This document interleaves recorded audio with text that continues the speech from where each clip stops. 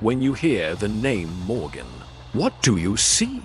This man, John Pierpont Morgan, the titan of Wall Street, the architect of modern finance who commanded industries, bailed out the US, and forged an empire of gold and steel.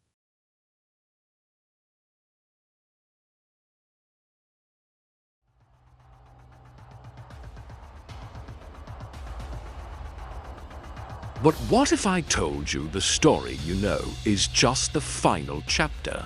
That the real foundation of this dynasty wasn't built in a New York bank, but in the mud of a new world, by men whose names have been lost to history.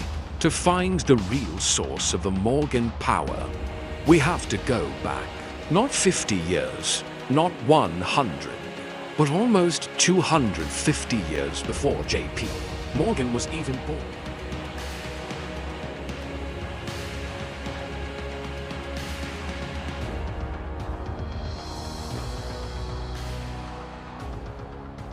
Our investigation begins here. 17th century Wales. Forget Wall Street. This is a world of stone farmhouses and rolling green hills. And in this world lives our first unsung founder, a young man named Miles Morgan.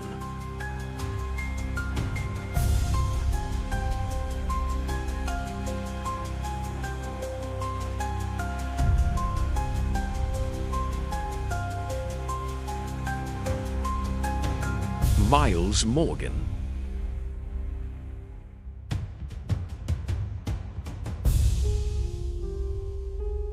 Who was Miles? He wasn't a banker. He wasn't a lord. He was the third son of a Welsh family, a nobody with no inheritance and no prospects. But he had something more valuable: ambition. In 1636, Miles, along with his brothers John and James, made a daring gamble. They boarded a ship in Bristol, England, and sailed for a ghost of a coastline on the other side of the world, America.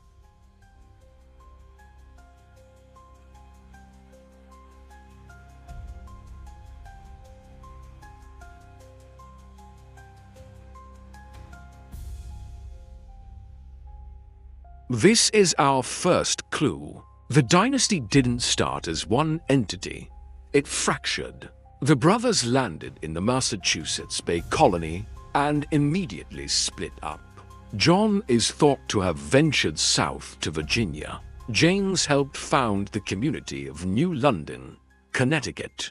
Their stories are largely lost. But our man, Miles, the direct ancestor of J.P. Morgan, traveled inland, deep into hostile territory, to help establish one of America's first frontier towns, Springfield, Massachusetts.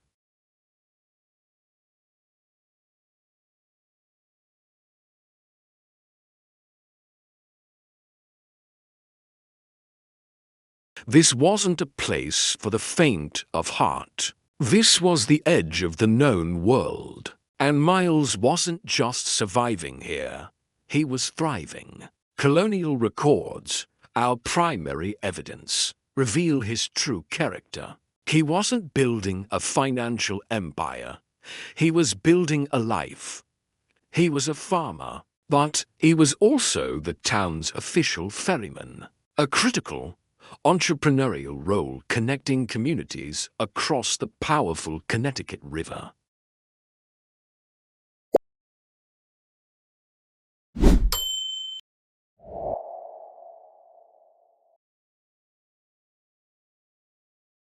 But his most defining moment came during the brutal King Philip's War. When the settlement was attacked, it was Miles, now Sergeant Miles Morgan, who became a local hero. His fortified house was a bastion for settlers, a symbol of the grit that would become a family trait.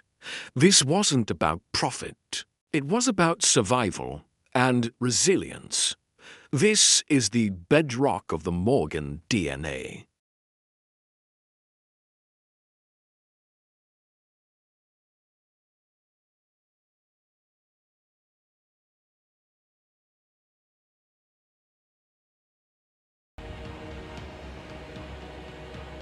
For the next 150 years, the Morgans remained ordinary.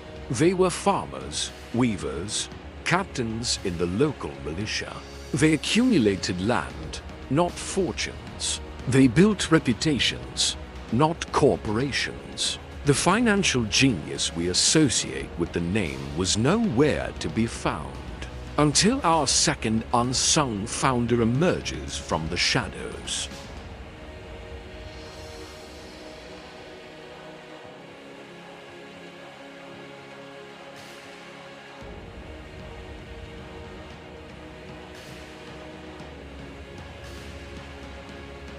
Meet Joseph Morgan, JP.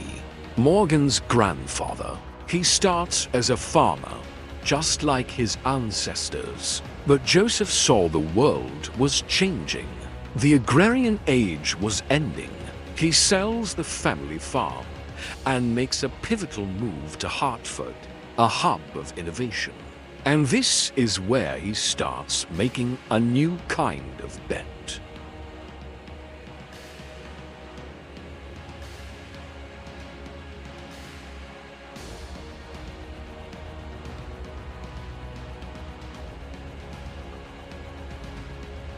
Joseph was a classic entrepreneur.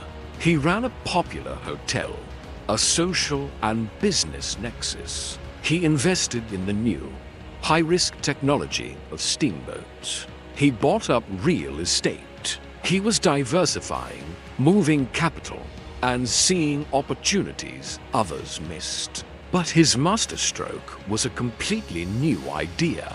He gathered other local businessmen, and our investigation uncovered that in 1819, he became one of the original founders of the Aetna Fire Insurance Company.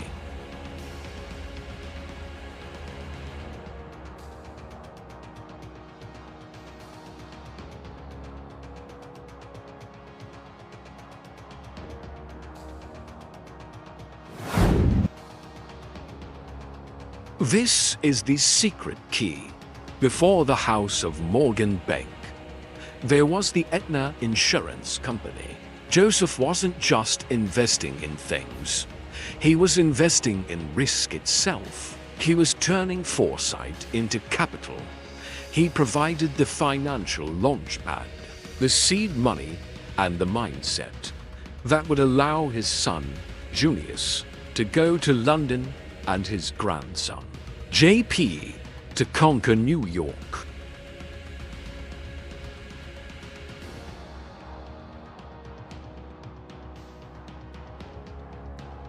So when we look at this man, JP Morgan, we're not just seeing a financial genius. We're seeing the culmination of a 250-year-old story. We're seeing the survivalist grit of Miles, the pioneer who stared down the wilderness. We're seeing the quiet, calculated ambition of Joseph, the farmer who dared to become a financier.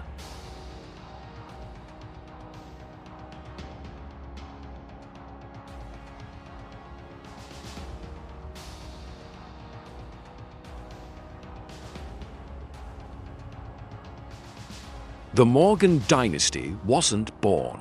It was forged, not in the spotlight of Wall Street, but in the shadows of history, by a series of unsung founders whose legacy was not the money they made, but the future they made possible. The greatest stories are the ones hidden just beyond the name.